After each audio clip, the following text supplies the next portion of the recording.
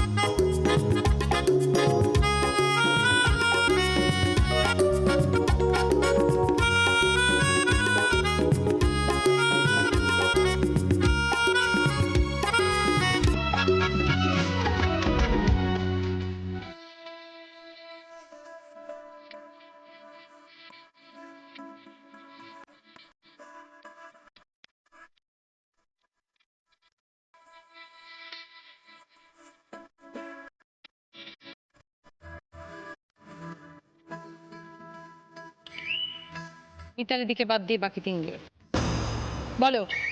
সোমা। ঘর সূত্র বিভীষণ। সোমাকে বাদ দিয়ে বাকি দুজন ওয়েট। বলো। রিঙ্কু। গাছে কাটাল গোফেতে।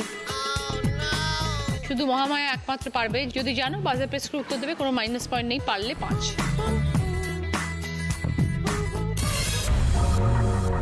গাছে উঠে মই কেড়ে নেওয়া।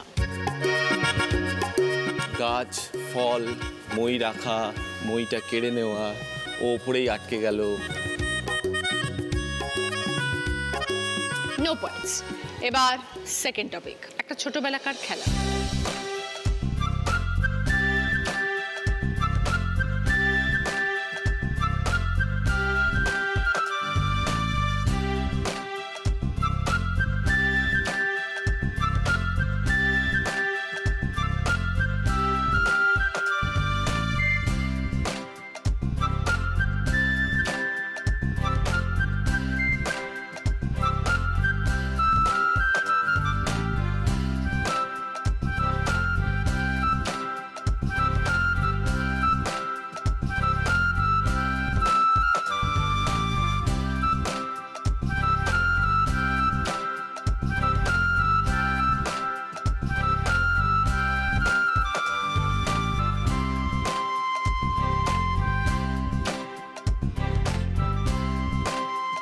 বলো।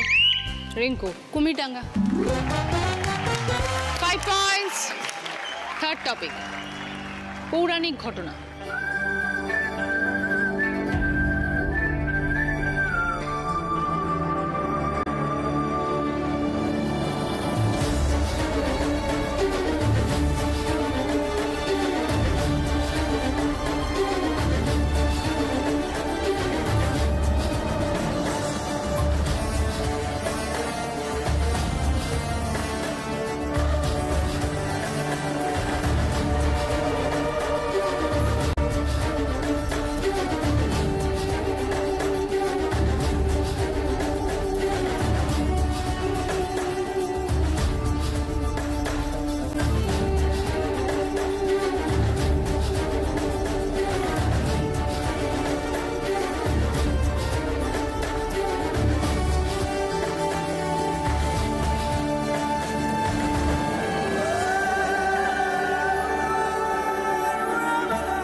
বলো। সোমা। হনুমানের লঙ্কা কাণ্ড। 5 পয়েন্টস। 4 নম্বর টপিক একটি চলতি কথা।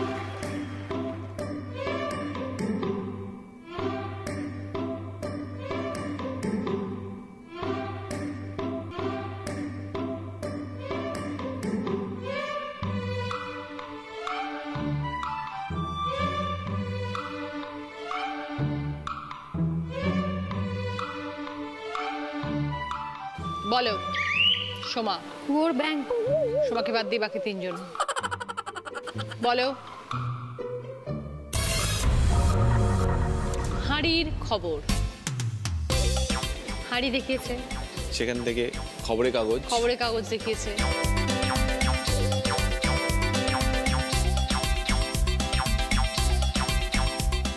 শেষ টপিক 5 নম্বর টপিক, প্রবাদ বাক্য।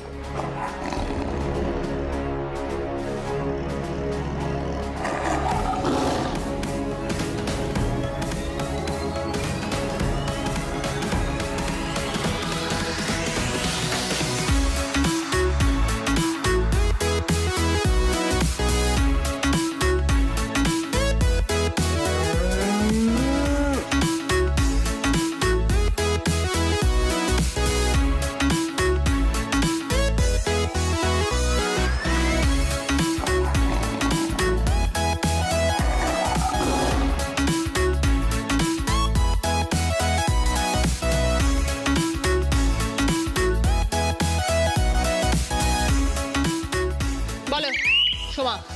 বাঘে গরুতে এক ঘাটে জল খাওয়া। 5 পয়েন্টস। 5টা টপিক শেষ, আমাদের এই রাউন্ডে খেলা শেষ। Thank you Ritujit. এই রাউন্ডে high scorer Soma 10 points. Soma এসো। সোমার জন্য সানফিস ম্যারিলাইটের তরফ থেকে গিফট হ্যাম্পার। সোমার জন্য ননস্টিক কুকওয়্যারের সেট। সেকেন্ড পজিশনে আছে রিঙ্কু 5 পয়েন্টস। রিঙ্কুর জন্য ইন্ডাকশন ওভেন। সোমা তুমি এই রাউন্ডে হাই স্কোরার, তোমার কাছে সুযোগ আছে ডাবল রেড পেস্টের তরফ থেকে একটা গিফট হ্যাম্পার জেতার। একটা গেম আসবে, সেটা তুমি একা খেলতে পারবে। তুমি যদি সেটা খেলতে পারো তাহলে ডাবল রেড পেস্টের তরফ থেকে গিফট হ্যাম্পার তোমার হবে। দেখো কি খেলা আসছে। দেখো সোমা, এখানে 7খানা ডেন্টাল প্রবলেমের কথা লেখা রয়েছে। ঠিক আছে, যা যা আমাদের দাঁতের দৈনন্দিন সমস্যা হয় সেই সমস্যাগুলো প্রত্যেকটা এখানে লেখা রয়েছে। আর আমার হাতে রয়েছে ডাবল রেড পেস্ট বল। ঠিক আছে, তুমি এই বল দিয়ে এই ডেন্টাল প্রবলেমসগুলোকে মেরে ফেলে দিতে হবে। ঠিক আছে, start. Very good, next. Very good.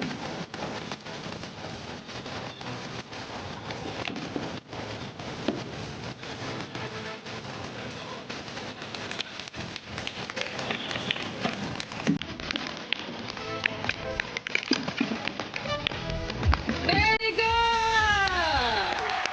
Soma, যেভাবে তুমি বল মেরে এরকম 7টা ডেন্টাল প্রবলেমকে দূর করে দিলে, ঠিক সেই রকম ভাবেই ডাবল রেড পেস্ট 7খানা ডেন্টাল প্রবলেম থেকে আমাদের মুক্ত করে। এটা ক্লিনিক্যালি প্রুভেন। সোমা, তোমার জন্য রয়েছে ডাবল রেড পেস্টের তরফ থেকে গিফট হ্যাম্পার।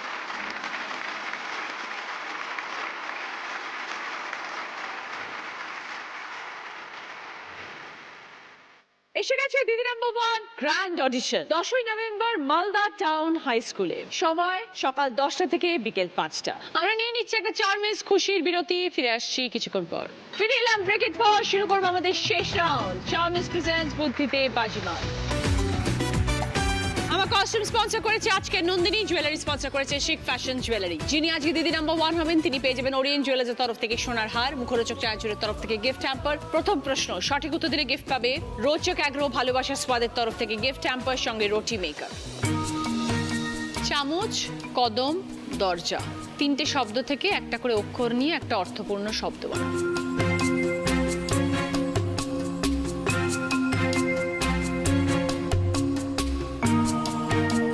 এবার বলো রিঙ্কু। চাদর। 20 পয়েন্টস। সঙ্গে রোচক অ্যাগ্রো ভালোবাসা স্বাদের তরফ থেকে গিফট হ্যাম্পার রুটি মেকার। দ্বিতীয় প্রশ্ন সঠিক উত্তর দিলে গিফট পাবে শ্রী ও শ্রীজি কালেকশনের তরফ থেকে গোল্ড প্লেটেড জুয়েলারি সেট সঙ্গে সার্ভিং স্পুনের সেট। বাঁদিকে রয়েছে কাঠ, ডান দিকে অনেকগুলো শব্দ রয়েছে। ডান দিক থেকে 3টে শব্দ খুঁজে বার করো, যেটা কাঠের পরে বসালে আমরা 3টে অর্থপূর্ণ শব্দ পাবো।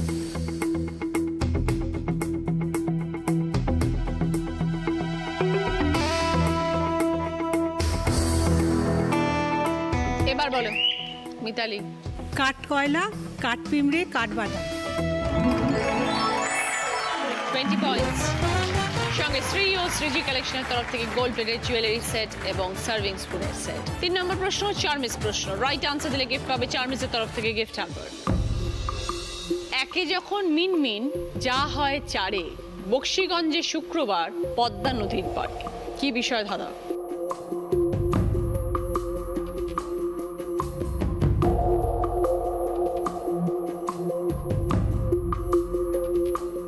এবার বলো সোমা। হাট। বোঝাও। বক্সিগঞ্জে শুক্রবারে হাট বসেছে বলে একটি কবিতার লাইন, এবং একে যখন মিনমিন হয় যা হয় চারে, মানে একজন যখন কথা বলে তখন খুব আস্তে মিনমিন আওয়াজ হয়, যখন হাটের মধ্যে অনেকজন সমাগম হয় তখন খুব জোরে আওয়াজ হয়। 20 পয়েন্টস। সঙ্গে চার্মিজের তরফ থেকে গিফট হ্যাম্পার। 4 নম্বর প্রশ্ন রাইট আনসার দিলে গিফট পাবে মিক্সার গ্রাইন্ডার। পাশাপাশি ক্লু, শীতে খুব ভালো পাই সবজি টাটকা খেয়ে যায়। ওপর নিচে ক্লু, শীতকাল যেই এলো দিনকে দিন কমে গেল।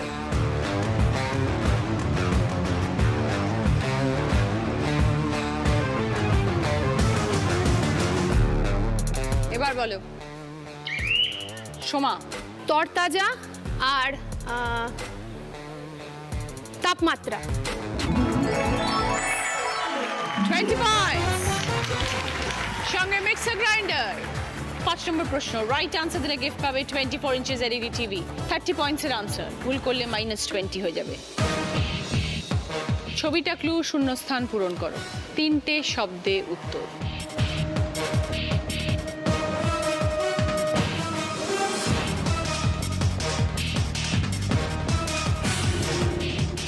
এবার বলো রিঙ্কুদি। মৌরালা মাছের টক। রিঙ্কুদি বলছে মৌরলা মাছের টক। যদি সঠিক হয় তবে 30 পয়েন্টস।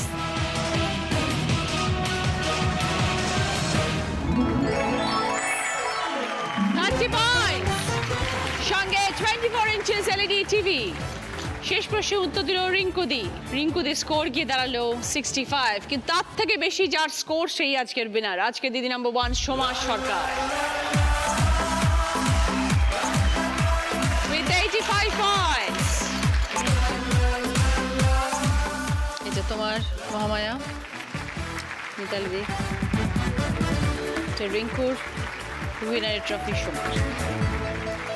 দিদি নাম্বার 1 এর ব্যাচ।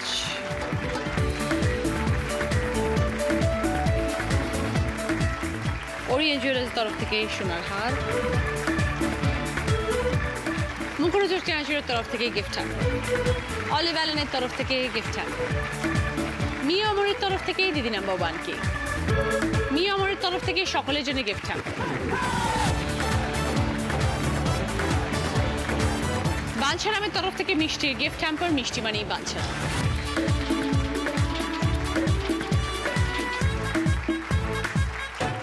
আজকের মতন এই পর্যন্তই। আগামীকাল দেখা হবে। সবাই ভালো থাকুন। এরপর আপনারা দেখবেন আলো ছায়া।